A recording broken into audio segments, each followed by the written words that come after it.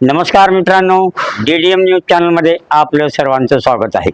मी सध्या उभा आहे अहमदपूर नगर परिषदेचं जे डॉक्टर शिवलिंग शिवाचार्य महाराज व्यापारी संकुल आहे त्या संकुलामध्ये।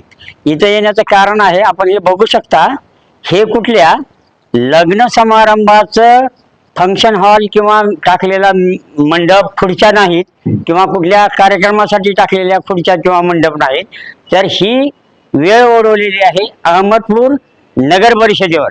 कारण अहमदपूर नगर परिषदेची सर्वसाधारण सभा आपण बघू शकता, हे बॅनर आहे इथं, अहमदपूर नगरपालिकेची सर्वसाधारण सभा या मंडपामध्ये, या डॉक्टर शिवलिंग शिवाचार्य महाराज व्यापारी संकुलामध्ये जी मोकळा स्पेस आहे तिथं आज काही वेळानंतर अहमदपूर नगरपालिकेची सर्वसाधारण सभा होणार आहे।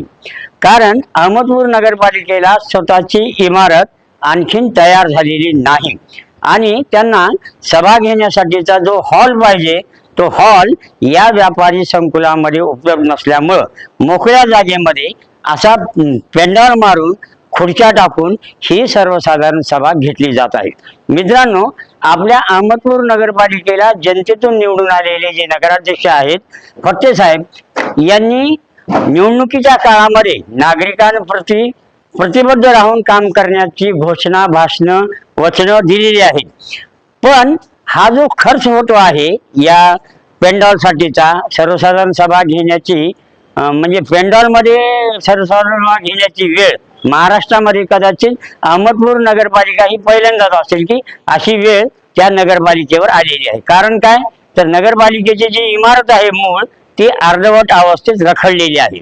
मग आपलं म्हणणं असं आहे की हा खर्च असा पेंडॉलवर वगैरे करण्यापेक्षा जर अहमदपूर शहराच्या 12 प्रभागापैकी प्रत्येक प्रभागामध्ये जर अशी सभा घेतली तर ते अधिक सोयीचं होईल आणि लोकांचा जनता दरबार तिथं भरवला जाईल। कारण अशा जागा आहेत बऱ्याच ठिकाणी, काही सांस्कृतिक सभागृह आहेत, समाज मंदिर आहेत, अशा जागा आहेत मोकळ्या की जिथं या सभा घेऊ शकतात आणि प्रत्येक वार्डातल्या नागरिकांना त्या त्या ठिकाणी जनता दरबार प्लस सर्वसाधारण सभा असा दुग्ध शर्करा योग जनतेतून आलेले नगराध्यक्ष फत्ते साहेब यांना साधणं शक्य आहे। त्यांना सर्व नगरसेवकांनी सुद्धा साथ दिली तर ते होऊ शकतं।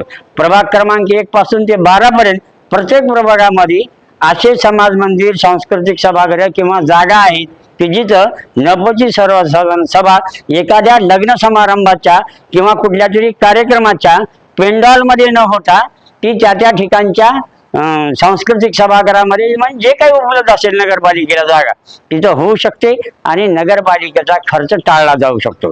आता नगरपालिकेचं उत्पन्न वाढावं यासाठी सुद्धा काही गोष्टी करणं आवश्यक आहे। मग त्या सर्व नगरसेवकांनी मिळून करण्याची गरज आहे। कारण शहरामध्ये बऱ्याच जागा आहेत, त्यांचं अतिक्रमण अद्याप काढलेलं नाही। काही जागेंच्या बाबतीत तर न्यायालयाचे आदेश आलेले आहेत, ज्या जागेतून नगरपालिकेला 1 रुपयाचंही उत्पन्न मिळत नाही अशा जागा रिकाम्या करणं, शहरातल्या वेगवेगळ्या जागा रिकाम्या करणं आणि सर्वांचं मिळून एकच ध्येय असलं पाहिजे की या संस्थेचं उत्पन्न वाढलं तर बाकीच्या नागरिकांच्या सोयीसुविधा देता येतील। ते निश्चितच सर्व आपले नगरपालिकेचे नवनिर्वाचित नगरसेवक आणि नगराध्यक्ष हे करतील। पण तूर्त तरी अहमदपूर नगर परिषदेची सर्वसाधारण सभा ही असं पेंडॉलमध्ये भरते, हे एक महाराष्ट्रातलं अद्वितीय किंवा पहिलंच उदाहरण असावं असं मला वाटतं।